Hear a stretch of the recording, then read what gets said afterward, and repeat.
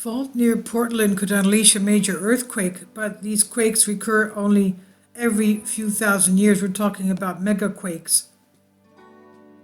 Portland lies near the Cascadia Subduction zone, where the Juan de Fuca plate is diving underneath the North American plate.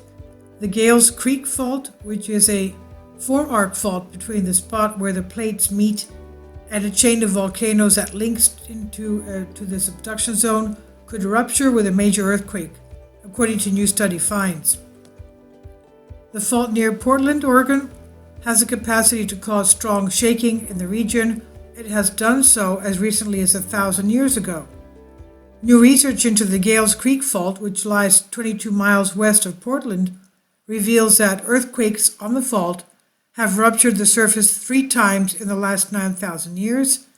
Today, the fault is capable of producing an earthquake of up to 7.1 or 7.4 magnitude, which would create very strong shaking and damage property and potentially threaten lives in the Portland metro area. Fortunately, big earthquakes on the fault are rare.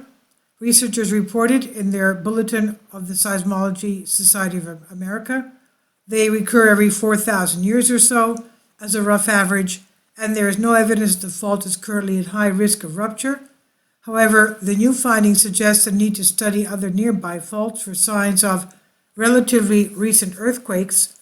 So this is just one fault they're talking about, the Gale Creek Fault. There are other faults around in the area, of course.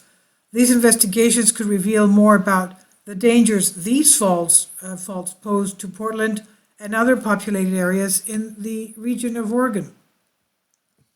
Many faults in the region are of interest based on their proximity to population centers, said Alison Horst, paleoseismologist formerly at Portland State University, now at Washington State Department of Resources. Signs of seismicity. Portland is in the Cascadia Subduction zone, the region of the Pacific Northwest where Juan de Fuca tectonic plate is diving beneath the North American plate. It's one of the most dangerous earthquake areas of the world. This subduction of the plates gives rise to earthquakes and, of course, volcanic activity. Gales Creek is considered a four-arc fault, which means it's located in the region between the spot where the plates meet and the volcanic chain linked to the subduction zone. It runs 45 miles in a northwesterly direction in a lush forested area of the Coast Range Mountains north of the Willamette River. The vegetation makes it difficult to see evidence of past earthquakes on the fault, such as the cliff-like scarps that form when earth crust breaks. However, mapping efforts using a technology called LIDAR, light detection and ranging, suggests that the fault showed the fingerprints of past earthquakes. LIDAR uses laser pulses sent from a drone or airplane to detect changes in topography, virtually erasing obstructions like vegetation. For example, the paths of some streams along the faults were offset as if they'd been suddenly shifted to one side. Ancient earthquakes.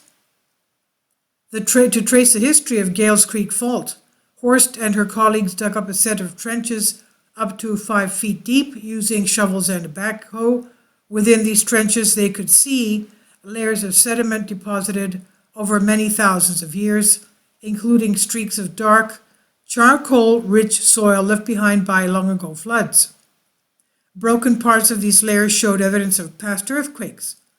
Because the charcoal is organic material, the researchers could use radiocarbon dating, which relies on the decay rate of radioactive forms of carbon to pinpoint when the layers had been put down.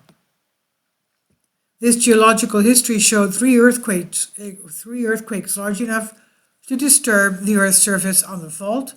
The oldest dated back to about 8,800 years ago. The next was 4,200 years ago, and the most recent, approximately 1,000 years ago.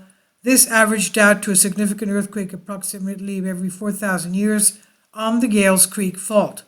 Again, this is one fault. There are many faults in the area there.